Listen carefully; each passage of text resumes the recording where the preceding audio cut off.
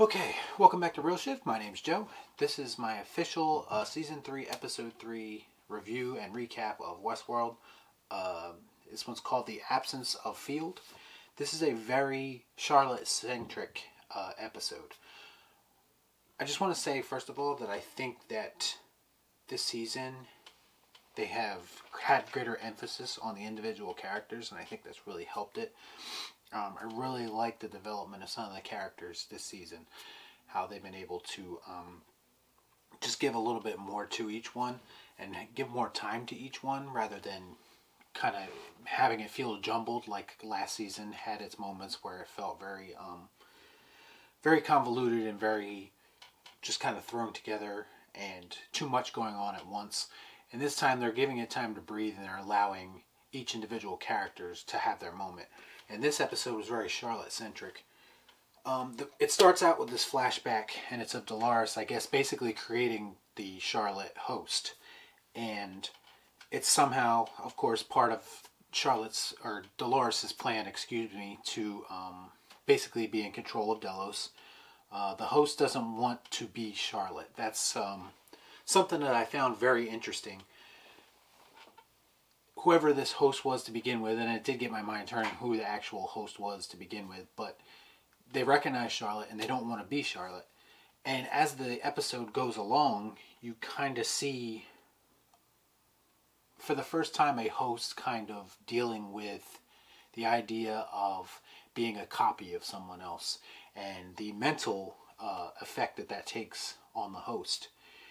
In fact, there's scenes in this episode where host Charlotte is actually causing physical pain to herself because she is becoming unstable, because she doesn't quite know how to be this person that she is supposed to be. So that's something that we really haven't seen addressed too much in this show, so I appreciated them going into that a little bit. Charlotte is informed early on in this episode that Delos is being bought. It's came to the conclusion that there's some kind of mole within Delos who's been feeding the buyer information. The buyer is eventually revealed to be Serac, who was basically brought in last episode, and he's the one who has this plot to kill Dolores going on, and he wants Maeve to help him. So he's revealed to be the secret buyer.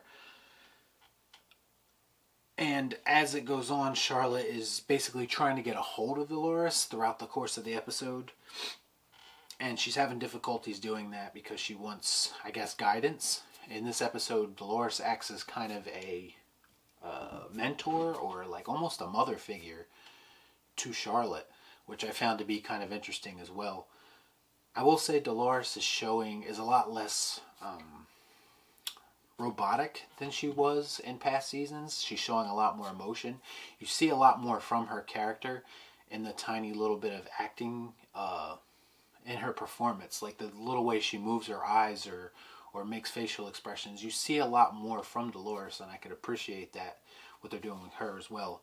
So it's revealed somewhat early on that Charlotte also has a son. Well, the real Charlotte has a son, and it plays out in a very interesting scene where she comes home and the father of her son is waiting for her, and she doesn't quite know how to react because I don't know that she is fully aware of who this person is. She just kind of assumes who he is, I guess, and she's not even 100. She doesn't even know that she has a son because she is a copy of Charlotte. She's not actually Charlotte, and this is kind of where it starts off, where she's kind of getting to be more and more confused about who she actually is, and you see her fighting with who she is as a host and I guess the person that she's supposed to be in Charlotte, and that's just really interesting to me.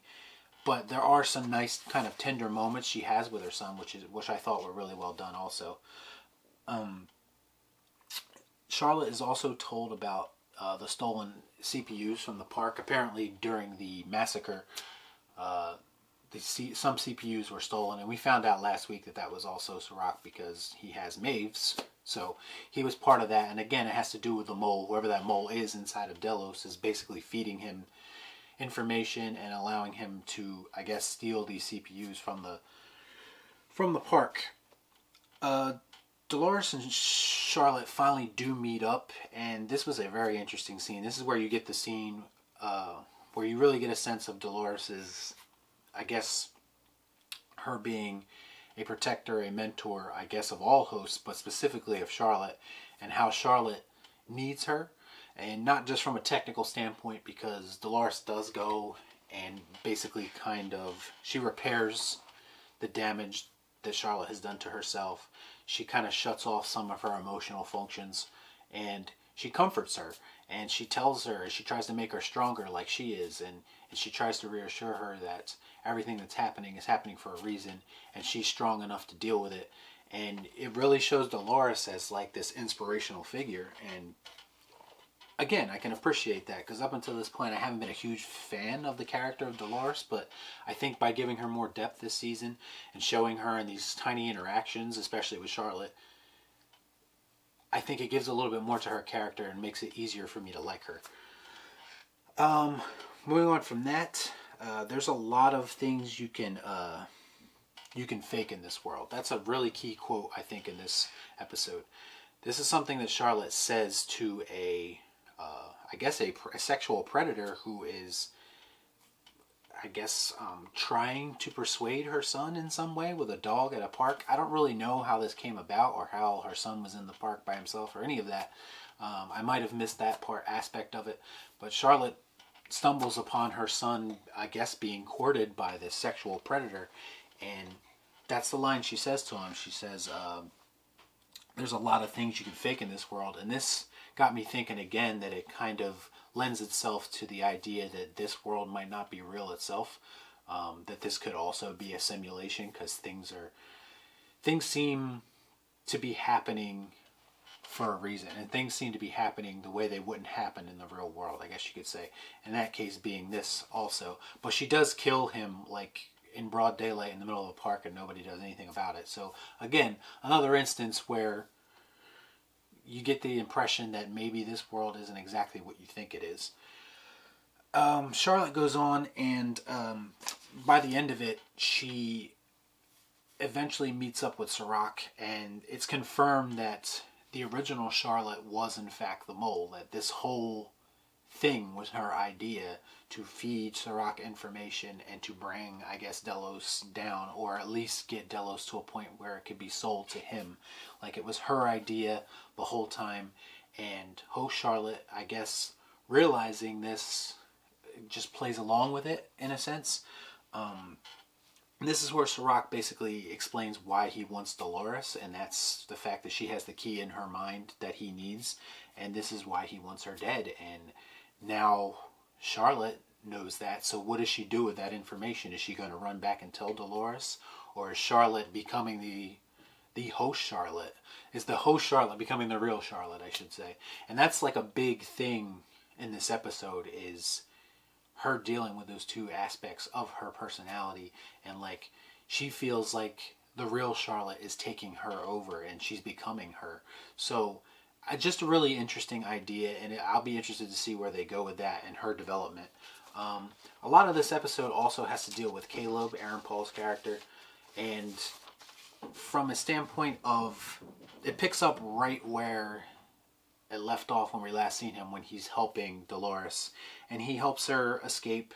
You know, he gets her medical attention, but this gets him on the radar of the wrong people, and eventually he shows up on the app that he typically uses to, I guess, commit petty crimes. Well, he shows up on there, and now he's wanted for helping Dolores, and it comes to a point where eventually he is captured, and these two guys are questioning him about Dolores, trying to get information about her, and Dolores shows up and kills those two men. And from then on, they go off, and she takes him to, I guess it's this restaurant, and this restaurant has some significance because it's eventually revealed that a very traumatic event happened to Caleb in this restaurant. And it's, at first it's not quite sure like how exactly Dolores knows all this about Caleb, or how she knows that something happened to him here, and every detail about that event that happened. And then that's when she reveals to him that all of their information has been collected and stored in this system. And this is where she tells him that basically he will never be anything but a construction worker within the confines of this system. Basically, the people who run this system are telling him his worth, or basically telling him that this is his predetermined, this is the predetermined outcome for him. They even have a predetermined outcome in a sense that they have it in his file of how he is most likely going to die based off an algorithm. They say he's most likely going to kill himself because of his history of depression. They even have an idea of where he's going to kill himself, which Dolores takes him there. So like his whole life is essentially being predetermined. And when Dolores tells him this, and then Dolores tells him about her, I guess her plan to bring everything down, this appeals to Caleb because this is the first time that he's been a part of something, and this is his own words, this is the first time he's been a part of something that actually matters. It's something that's real, or at least something that feels real to him. So from a sense of Caleb when we first met him to where he is now, I think just through 2 episodes you kind of see, you can kind of identify with this guy and you can kind of relate to how he's feeling. I mean, nobody wants to be told what their worth is or what they're capable of or how their life is going to turn out.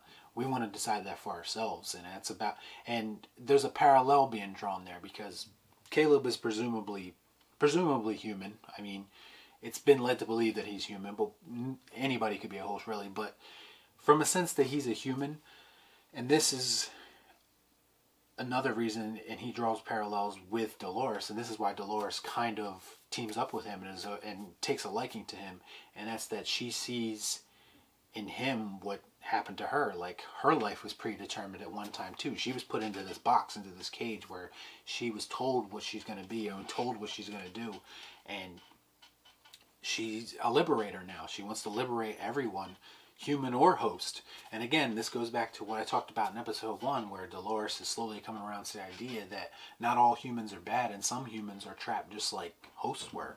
And now she's just coming to help everyone. She wants to bring the whole system down. And she tells Caleb this about her plan, and he's on board with it. He's going to help her, apparently. And again, this partnership, it seems very fitting. It's interesting how we just met Caleb, and we've been with Dolores for 3 seasons now, but their arcs have already met up, and they're very similar in where they're at in life.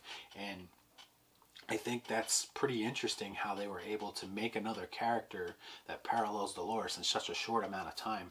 I think that's honestly really good writing on their part. And yeah, now I'm a little bit more interested in Aaron's character also, and Caleb. So yeah, overall, like, this was a very, very, very character-driven episode. It gave a lot of depth to Charlotte that wasn't there before, as it did Caleb. And of course, you have Dolores floating in between them, kind of. I don't want to say she's basically overseeing both of their arcs, and I find that the way they structured all this is very, very well done. I also have to point out that the futuristic world, they show a little bit more of it again in this. I just love the way that this whole world is designed. I think they did a really good job of that this time around.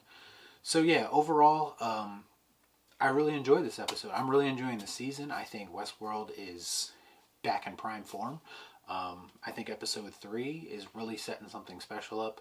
And yeah, I'm really looking forward to where it goes next. Again, this is a very difficult show to kind of recap and review because sometimes there's a lot going on. But in this particular case, they're making it a little bit easier when they focus on just a few characters at a time.